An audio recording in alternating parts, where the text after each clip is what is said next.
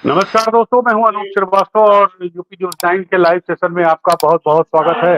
दोस्तों, इस live session में हम बात करेंगे बिहार में कानून व्यवस्था के बारे में। जिस तरह से राहुल गांधी जी ने कहा कि पटना जो है वो देश बनता जा रहा है। हमारे साथ मौजूद है भारतीय जनता पार्टी के प्रदेश प्रवक्ता पटना से राहुल आनंद जी। राहुल जी, बहुत-बहुत स्वागत है आपका। जी, नमस्ते। और इसके साथ ही हमारे साथ अभी जुड़ने वाले हैं कि अ आसिफ साहब जुड़ेंगे, जो कि कांग्रेस के प्रवक्ता है। तो सबसे पहले बात शुरू करते हैं राहुल जी आपसे कि राहुल गांधी जो पिछले दिनों आए थे बिहार में, तो उन्होंने कहा कि साहब क्राइम कैपिटल बन गया है पटना शहर जो है। तो इस राहुल गांधी के इस बयान पर क्या कहना है आपका? बीजेपी की क्या लोगों का क्या क्या प्रतिक्रिया है आपकी? देखिए सबसे बड़ी बात ये है कि राहुल गांधी जी जब देश के प्रतिपक्ष के जब नेता बने, तो आपको मैं याद दिला दूँ कि वो एक लाल कलर के डिक्शनरी को लेके चलते हैं, जिसको वो हमेशा बताते हैं कि भारत का संविधान है। लेकिन उस चीज़ को वो कभी पढ़ते नहीं हैं, क्योंकि अगर वो पढ़ते तो उनको पढ़ने का ज़िक्र पता होता कि कितना पन्ना संविधान के अंदर है। देखिए यहाँ बातें अगर हम करें कि राहुल गांधी जी के विषय में तो ये कहना गलत नहीं होगा कि चले थे कहाँ जाने के लिए, जाना है कहाँ ये मालूम नहीं, अब अपनी भटकते कदमों को मंजिल का दिशा मालूम नहीं। देखिए, ये बात बिल्कुल सत्य है कि राहुल गांधी जी जो बातें कहते हैं और जब राहुल गांधी जी का जो स्क्रिप्ट राइटर होता है, अगर ये लालू जी के कार्यकाल में बिहार आए होते, तो निश्चित तौर पे राहुल गांधी जी का अपहरण हो गया होता और सोनिया गांधी जी को 10 देश रत्न मार्ग से इनको छुड़ाने के लिए लालू यादव जी से नेगोशिएट करना पड़ता। तो ये राहुल गांधी जी हैं, वो कुछ भी कह सकते हैं, इनको 6-9 का फ़र्क नहीं पता है, तो वो उनकी बातों को बहुत ज़्यादा महत्व लेने की ज़रूरत नहीं है, क्योंकि बिहार की जो धरती है, वो ज्ञान की धरती रही है। और नालंदा में जाकर अगर इस तरह की बातें करते हैं, जहाँ विश्व से सभी लोग आते हैं, पूरे विश्व का एक मार्गदर्शन कभी दिया करता था और आज उसकी स्थिति बदली है, सुधरी है। जिस सड़कों की पे वो यात्रा कर रहे हैं, वो सड़कें 2005 के बाद बढ़ाई गई है, क्योंकि जब यूपीए की गवर्नमेंट थी, तो उस समय लगभग 4,800 कुछ करोड़ रुपए ही दिए गए थे बिहार को और आज देख लीजिए पैकेजों का बौछार हो रहा है और आज जो बिहार बढ़ रहा है तेजी से, वो कहीं न कहीं इस बात को निर्धारित करता है कि बिहार की जो आर्थिक स्थिति है, जो 14.45% से बढ़ रही है, ये निश्चित तौर पे ये दर्शाता है कि बिहार अब बदल चुका है, बिहार अब देश को नेतृत्व करने की क्षमता रखता है। हमारे साथ कांग्रेस के प्रवक्ता असित साहब भी जुड़े हुए हैं। असित साहब, बहुत-बहुत स्वागत है आपका हमारे इस शो में। जी, धन्यवाद। और आपने सुना कि जो बीजेपी के प्रवक्ता राहुल आनंद जी हैं, उनका कहना है कि भाई राहुल जी को बिहार के बारे में पूरी जानकारी नहीं है और कानून व्यवस्था को लेकर जो उनका कमेंट रहा, वो जो है तथ्यों से परे बता रहे हैं। देखिए, आपका सवाल क्या था और राहुल जी का जवाब क्या था, मेरी दोनों बात मेरी समझ में नहीं आई। आपका सवाल कुछ और था और उनका जवाब कुछ और था। कह तो ऐसे रहे हैं जैसे नरेंद्र मोदी जी इन्हीं के गाँव में पले बढ़े हैं और उनको इनके गाँव की एक-एक गली पता है, एक-एक दादी चाची को वो पहचानते हैं और वहीं घुमसार में भूजा भूज के खाते थे। अरे भाई, ज़ाहिर-सी बात है कि राहुल गांधी जी दूसरे सूबे के हैं, नरेंद्र मोदी जी दूसरे सूबे के हैं, हमारे आपके गाँव में पले-बड़े लोग नहीं हैं और हमारे आपके गाँव के लोगों को नहीं जानते। मसला था लॉ एंड ऑर्डर का। और क्या राहुल आनंद इस बात से इनकार करेंगे कि आज पटना में घर में घुस के 3 लोगों को गोली मार दी गई, जिसमें माँ और बेटी की मौत हो गई और पिता की स्थिति बहुत गंभीर है? क्या बिहार की कानून व्यवस्था बहुत अच्छी है? कल एक दारोगा के बेटे को, दारोगा के भाई को सरेआम गांव की पंचायती में गोली मार दी गई। क्या बिहार की कानून व्यवस्था ठीक है? सीतामढ़ी में एक लड़की का रेप हुआ, रेप के बाद ब्रूटल रेप के बाद उसका मर्डर हुआ। सीतामढ़ी से ठीक एक दिन पहले भागलपुर में कोचिंग से लौट रही 19 साल की एक लड़की को जबरदस्ती मक्के के खेत में खींच लिया गया, उसका रेप हुआ, खेत में ही उसका मर्डर किया गया। उसके पहले मुजफ्फरपुर के कुढ़नी में अगल बगल के गांव में ही 2 बच्चियों का रेप और दोनों, एक का तो खैर मर्डर हुआ और एक का की गर्दन रेती गई, सीना फाड़ा गया, जिसकी पीएमसीएच में इलाज के अभाव में मौत हुई। बावजूद इसके अगर भाजपा के लोगों को लगता है कि बिहार में कानून व्यवस्था की स्थिति बहुत अच्छी है, तो इसका स्पष्ट मतलब है हत्याओं और बलात्कारों को भाजपा के लोग कानून व्यवस्था मानते हैं। इनकी सोच में हत्या और बलात्कार जायज है और ये हर हत्या और हर बलात्कार को कानून व्यवस्था ही मानते हैं। अगर हत्या ना हो, बलात्कार ना हो, तब इनको लगता है कि कानून का राज खत्म हो गया है, कानून व्यवस्था चौपट है। इन्हें रोज हत्याएं चाहिए, रोज बलात्कार चाहिए, बलात्कार के बाद हत्याएं चाहिए। घर में घुस घुस के गोलियां मारी जा रही हैं साहब, पूरे पूरे परिवार को एक साथ खत्म कर दिया जा रहा है। बावजूद इसके अगर किसी को लगता है कानून व्यवस्था ठीक है, तो या तो वो मनोरोगी है या फिर अपराधी है। बात तो यही है ना अनूप जी, आप तो पुराने पत्रकार हैं। राहुल जी से पूछ लेते हैं। राहुल जी, अभी अगर मेरी जो जानकारी सही है तो कल ही पटना में जो करीब 9 थाने थे, 9 थाने के एसओ को चेंज किया गया, और जो एग्जाम्पल दे रहे हैं पटना शहर के और उसके बाहर की, उसमें एक बड़ा महत्वपूर्ण था मुजफ्फरपुर कांड, जैसा कि आपको पता है। तो इस तरह से आप तो कह रहे हैं कि साहब जो कांड हो रहे हैं, तो आपका तर्क ये है कि कांड तो हो रहे हैं लेकिन उस पर कार्रवाई हो रही है, लेकिन इसको आप जस्टिफाई नहीं कर सकते, ये कहना है कांग्रेस के प्रवक्ता असित जी का। क्या कहेंगे आप? देखिए, निश्चित तौर पे अगर देखा जाए तो कोई भी सरकार अंतर्यामी नहीं होती है। कहीं भी कोई अगर घटना घटने वाली होती है तो सरकार को पहले से इसके प्रारूप के बारे में जानकारी नहीं होती है। लेकिन सरकार की क्षमता कितनी है, सरकार की जिज्ञासा कितनी है और सरकार कितनी तत्परता से उस पे एक्शन कर उस रिएक्शन को समाप्त करता है, इसकी चर्चा होनी चाहिए। देखिए, निश्चित तौर पे आपको एक बात मैं बता दूं कि असित जी जो बातें को कह रहे हैं वो हमारे बड़े भाई के समान हैं। बिल्कुल, जो बातें कह रहे हैं मैं उन चीज़ों को समझता हूँ। लेकिन आपको मैं बता दूं कि क्या जो मुजफ्फरपुर के जिस मसले की बातें कर रहे हैं, क्या कांग्रेस के प्रदेश अध्यक्ष उसके लिए जिम्मेदार नहीं है? 6 घंटे उस बच्ची को बाहर रखकर प्रदर्शन करना जरूरी था। 6 घंटे उस बच्चे को बाहर रखकर मीडिया में ये बैठ जाना सरासर आवश्यक था। झूठ है। आमतौर पे 6 घंटे तो उस बच्चे को बेड जी, नहीं मिला, इसके लिए वो वहां गए थे। मैं बता दूं, मैं बेड बता मिला देता नहीं, हूँ। इसके लिए गए थे, प्रदर्शन करने के लिए गए। जी, आप एडमिट मैं करवा बता देते, देता वो हूँ, प्रदर्शन करते आप एडमिट करवाते। मैं बता देता हूँ, नहीं, मैं आप थोड़ा सा इसको राहुल जी, एक्सप्लेन करता हूँ। मैं हाँ, मुझे असित प्लीज जी, देखिए थोड़ा सा देखिए एक्सप्लेन असित जी, करने दीजिए। असित जी, नहीं, ये जरूरी मुझे बात है ना, पूरी वो हो जाएगी। बच्ची मर चुकी थोड़ा है, सा उसके एक्सप्लेन मौत करने दीजिए। पर इतनी घटिया राजनीति ये लोग करेंगे। वहां मुझे जहाँ थोड़ा उस सा स्टार्ट करने दीजिए। सफेद झूठ, मामले के मोदी सफेद झूठ बोल रहा है उस मामले में। उस बच्ची आप को अपनी मुझे बात एक रखिएगा बेड असित जी, पहले इनकी बात कौन पूरी हो से जाने सर दीजिए। जाके रोक दिए वहां कि मत एडमिट करो, और पीएमसीएच प्रशासन मुझे गया। 2 मिनट दीजिए ना, मुझे 2 मिनट दीजिए, मैं बताता हूँ। आप देखिए, इनकी बात मर चुकी अगर है, आप पूरी हो जाएगी। किसी जी, किसी चीज के लिए आप मेरी लोग बात समझिए, गरीब की बेटी मेरी को बात ये समझिए, मजाक बना रहे हैं आप लोग। मेरी हाँ, जी, मेरी इनकी बात बात पूरी हो समझिए, जाने मेरी एक बात समझिए, मेरी एक बात समझिए। अगर आप रास्ते में अगर यात्रा कर रहे होते हैं और आपका अगर एक्सीडेंट हो जाता है आपके सामने किसी को, तो आप वहां खड़ा होकर वीडियो बनाएंगे या ट्रैफिक व्यवस्था को दोष देंगे या फिर वहां लोकल सपोर्ट से उस व्यक्ति को हॉस्पिटल में एडमिट कराएंगे। यहाँ बातें वही मैं वही कह रहा हूँ कराने वो कि गए थे वहां और उन्हीं के जाकर जाने जो पर 6 एडमिशन घंटा भी उसको हुआ। विलंब कराया गया उसमें कौन जिम्मेदार है? और मैं आपको बता देता हूँ, मुजफ्फरपुर का जो दूसरा प्रश्न उन्होंने बताया उसमें इसमें ये मंगल आगे की भोग बात को बताना भूल भ्रष्ट गए, मंत्री क्योंकि जिम्मेदार विजय है। सिन्हा जी हमारे उप मुख्यमंत्री उस जगह पे गए थे संज्ञान लेने के लिए और 12 घंटा का आश्वासन दिया था। 4 घंटे के अंदर उसकी दीवारें गिरा दी गई और उस अपराधी ने सरेंडर कर दिया। और मैक्सिमम जो अपराधी घटनाएं घट रही है बिहार के अंदर, मैं इसको नकार नहीं कर रहा हूं, लेकिन आपको इसके तथ्य पे जाना होगा। मैक्सिमम विवादित मामला है, किसी को जमीन को लेकर कहीं विवाद है, कोई पटदारी झगड़े की वजह से कर रहा है। जो घटनाएं घट रही है उस पर पुलिस अपनी तत्परता दिखा रही है, लोगों को पकड़ रही है। अच्छे चरित्र को भी दिखाने की आवश्यकता है। कभी इसकी चर्चा नहीं होती कि रैंडमली अगर देखा जाए तो बिहार के सड़कों पे कहीं भी गाड़ियां चेक हो जाती है और कुछ अपराधी पकड़े जाते हैं।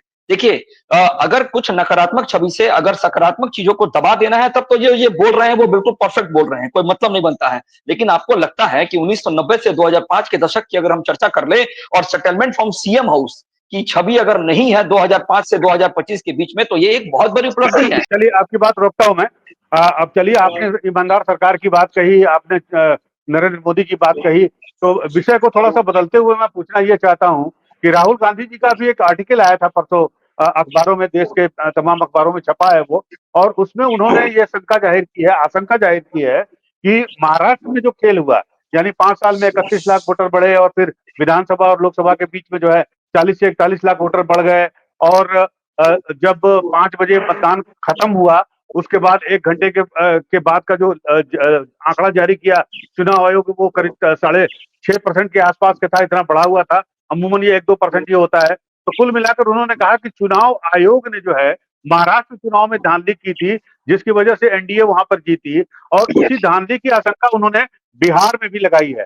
तो इस पर क्या कहेंगे? राहुल गांधी के इस आरोप पर आपका क्या कहना है?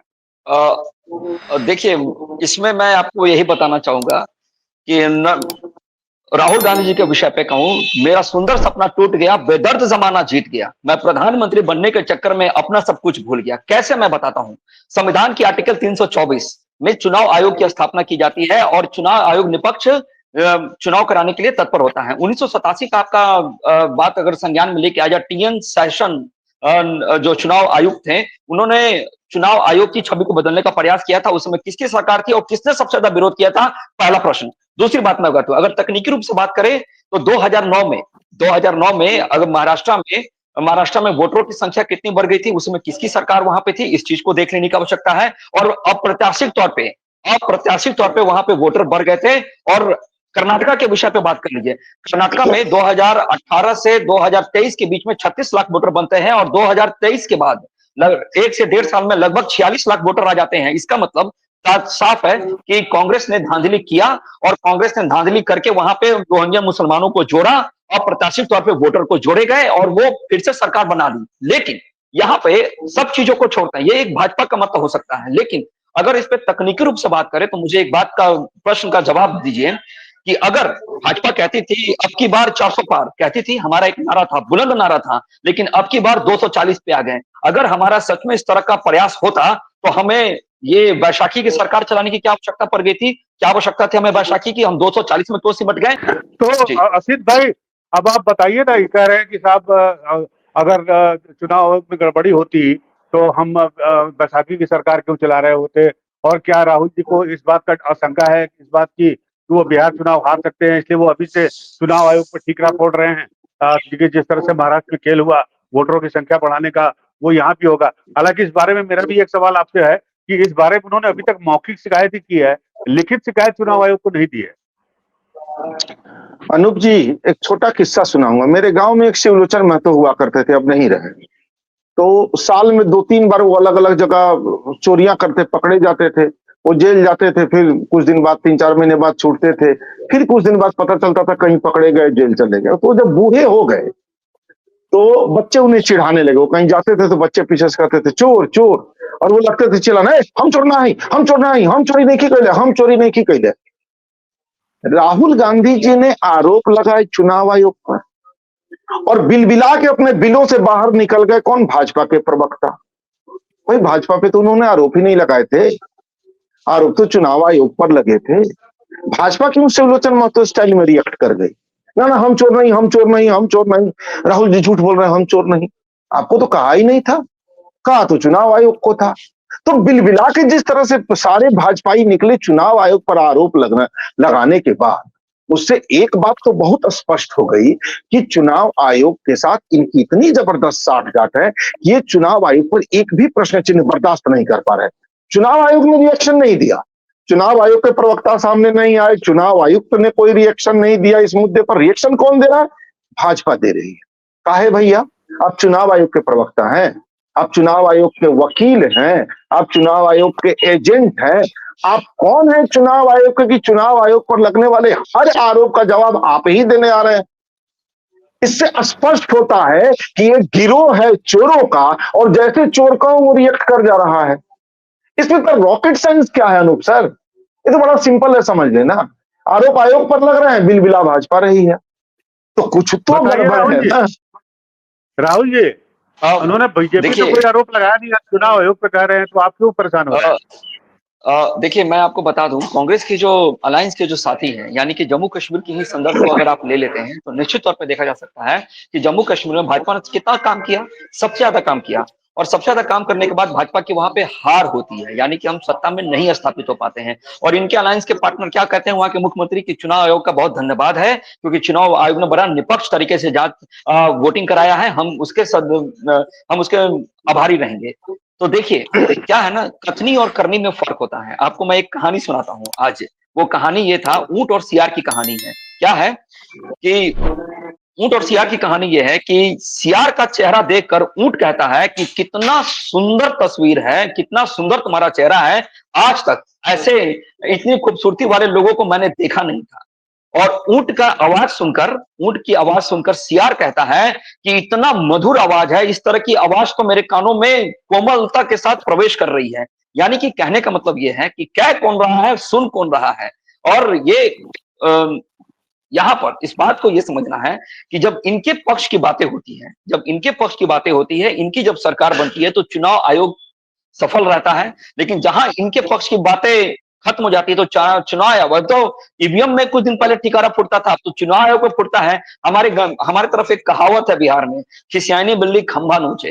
तो ये नोचते रहेंगे, हम तो लेकिन इसका आयोग प्रभाव को और ही इसका कुछ कह रहे हैं लोकतंत्र ना। की अगर बात करते हैं, लोकतंत्र की बात करते हैं, तो लोकतंत्र में सच्ची श्रद्धा जनता की होनी चाहिए। आप मुझे एक बात बताइए, मैंने अभी कहा कि लोकसभा में हमारी सीटें घट गई, चुनाव आयोग से साठगांठ होती तो हमारी सीटें बढ़ गई होती।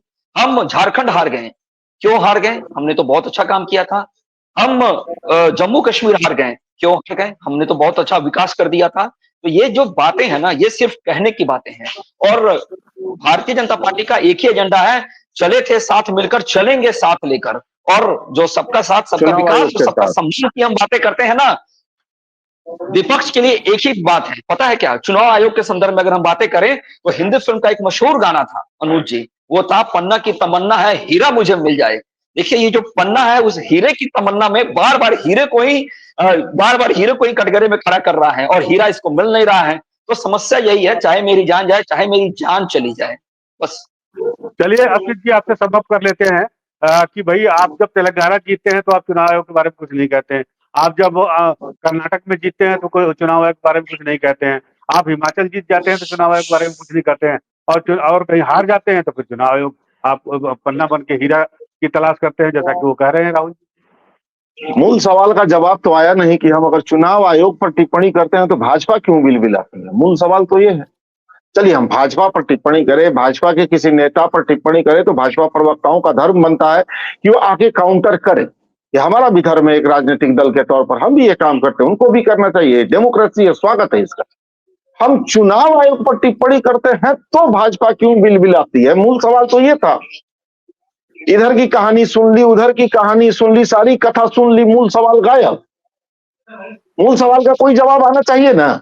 इस सवाल का जवाब भाजपा के पास नहीं है, क्योंकि चोर चोर मौसेरे भाई हैं। भाई आयोग को बोलने दीजिए ना, आयोग में सक्षम लोग हैं, आयोग का भी अपना प्रवक्ता होता है। आयोग में सक्षम लोग हैं ना, वो हमें जवाब दे देंगे। वो तो कुछ बोल ही नहीं रहे हैं, सारे भाजपाई उतर जा रहे हैं अचानक। आयोग को कुछ बोलो नहीं कि भाजपा बिलबिला जा रही है। इससे स्पष्ट हो रहा है कि इन्होंने कहा ना, राहुल ने कहा कि छोटे भाई की तरह है मेरे, व्यक्तिगत संबंध मेरा बहुत अच्छा है। और राहुल अच्छा बोल रहे हो यार, धीरे धीरे और अच्छा कर जाओगे। राहुल ने एक बात कही कि चले थे साथ मिलकर, चलेंगे साथ मिलकर, तो ये चुनाव आयोग के साथ मिलकर ही चले थे, इसलिए इनकी मजबूरी है कि उन्हीं के साथ मिलकर ये चलेंगे भी। अब बचाव नहीं करेंगे तो कल को आयोग के लोग कह देंगे कि तुम्हारे लिए हम सारे धक्कर्म कुकर्म कर रहे हैं और तुम हमारा बचाव भी नहीं कर रहे हो। इसलिए इन बेचारों को मोर्चा खोलना पड़ता है उनके लिए।